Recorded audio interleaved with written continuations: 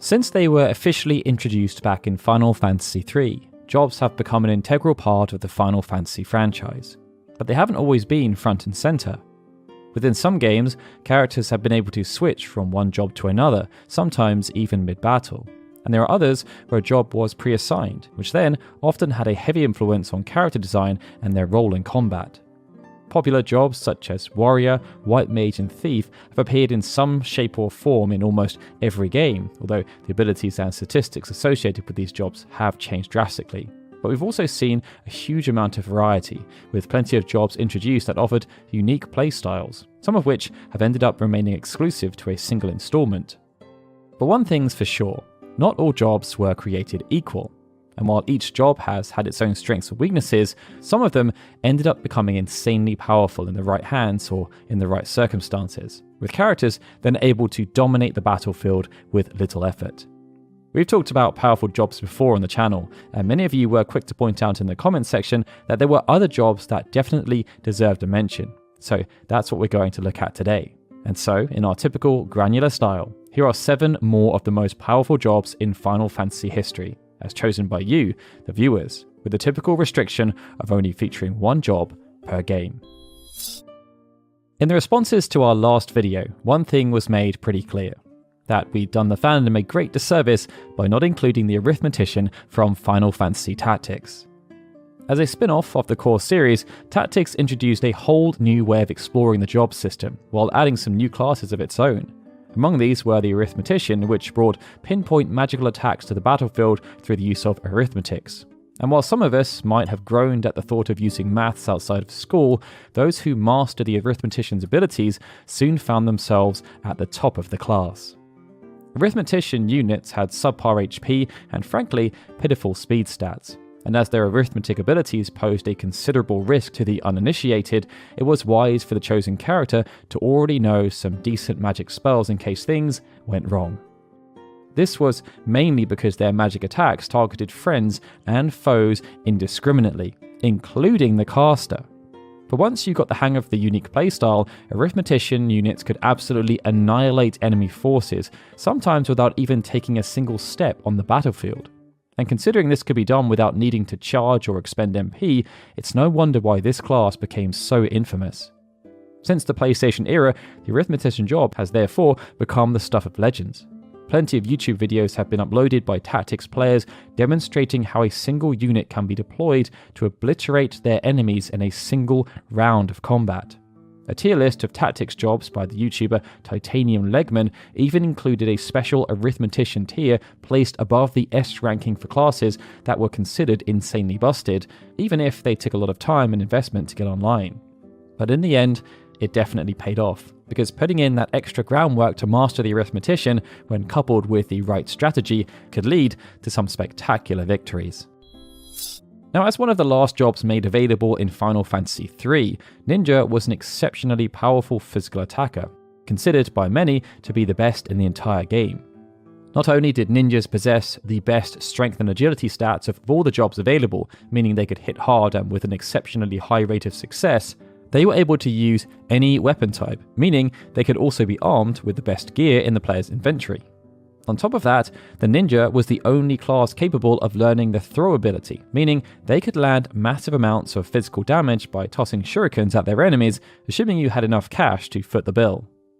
Gaining this job, along with the Sage, did, however, involve some last-minute side questing in the Forbidden Land of Eureka, but it was well worth the venture to have a ninja or two in your party just in time to face the final boss, Cloud of Darkness. The shop in Eureka was also a handy stop before the final dungeon, as this was a place where the player could buy more shurikens, and stockpiling this item, especially before that challenging final push, was always a wise move. Final Fantasy X-2 gave us a fun spin on the job system, with elaborate animation sequences for Yuna, Riku and Pain as they switched between a variety of cool and colourful outfits.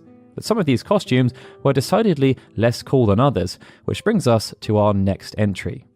The girls didn't exactly look thrilled when they were presented with the mascot dress sphere, sarcastically described as the pride and joy of the Gullwings. and it was easy to see why once it was assigned to the garment grid and used to dress up the characters as oversized plushies, with Riku as Cait Sith, Pain as a Tombre, and Yuna as a Moogle.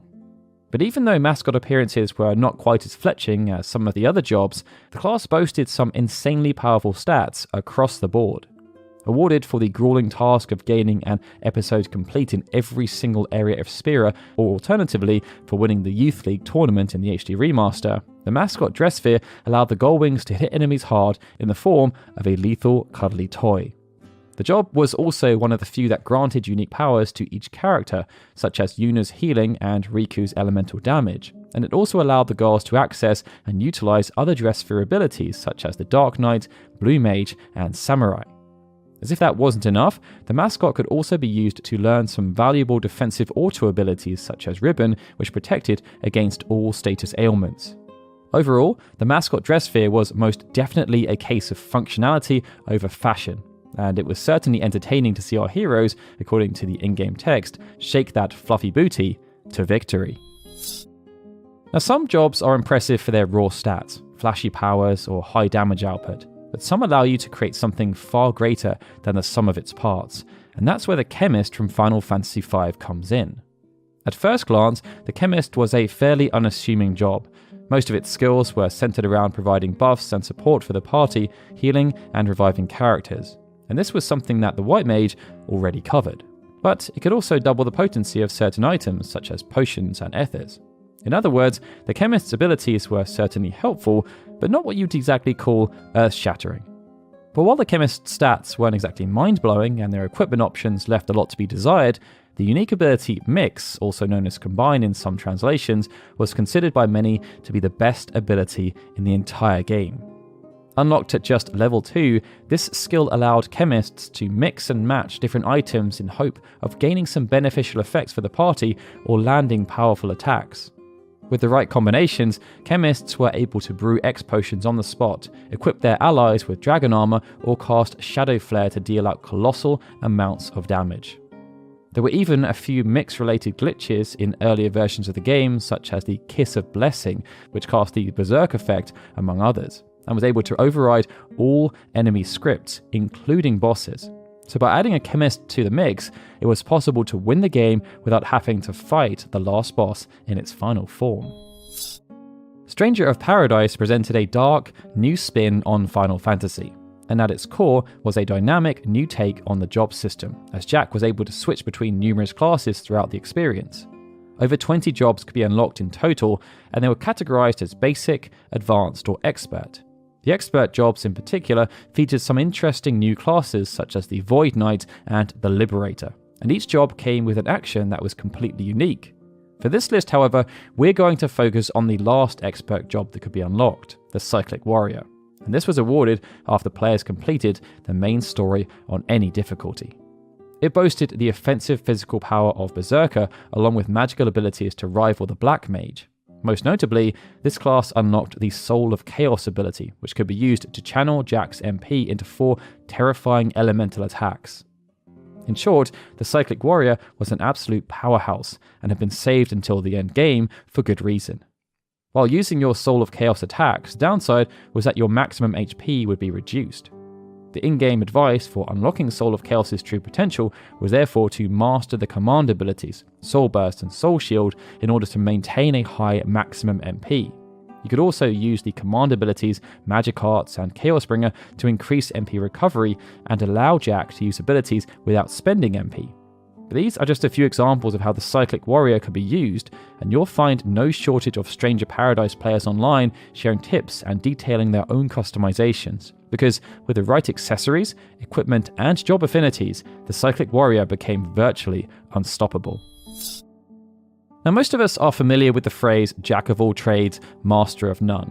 But that wasn't the case when it came to Red Mages in Final Fantasy XI, as in that game, the class was just as powerful as it was versatile. The Red Mage was always a welcome support unit in Final Fantasy, dating right back to the original game in 1987. They could deal damage with swords, cast magic from both black and white spell lists, plus they usually had some other useful tricks up their sleeves. And while not being the best at any one ability, being good at all 3 or more usually made up for this. But it was the series' first MMO, Final Fantasy XI, where the Red Mage really stood in a class of their own. Here they possessed the best enfeebling and enhancing skills in the entire job roster, and were only one of 6 job classes that were able to remove enemy buffs. This allowed Red Mages to level the playing field or turn the tide of battle. Red Mages also had access to Chain Spell, a variation of Dual Cast, which enabled them to cast 2 spells in half the time. Chain Spell could also pull spells from the character's support job, so depending on their setup, they had the potential to deal 2 black magic spells in half the cast time or heal multiple party members faster than a white mage. And to offset the high MP usage of this ability, Red Mages were able to use Refresh to help regenerate MP or Convert, an ability that temporarily switched their HP and MP that was unique to the job. As Red Mages could do it all, they rarely found themselves short of a party invitation. That was, if they weren't soloing, which was very much an option. For our last entry, we noticed that many of you mentioned the Sage, which makes sense, as this is effectively the mage job in its ultimate form. And while there were many examples of a Sage which we could talk about, such as Final Fantasy III, 14, and Tactics Advance, we decided to go for the 4 Heroes of Light. Designed as a reimagining of the 8-bit and 16-bit era of Final Fantasy games, the 4 Heroes of Light also reimagined the job system, this time referring to them as crowns. Each crown could be enhanced with new abilities using jewels earned by defeating monsters. But along with many of the old classic jobs, the 4 Heroes of Light also introduced some new and obscure ones such as the Shaman, Seamstress, and Merchant, which we actually mentioned in our last video. Sages, though, were also very powerful, as instead of just bribing their enemies, they relied on some good old-fashioned magic to get the job done. Specializing in both black and white spells, both of which were boosted by the crown's special ability, Sages were walking fonts of magic from the get-go.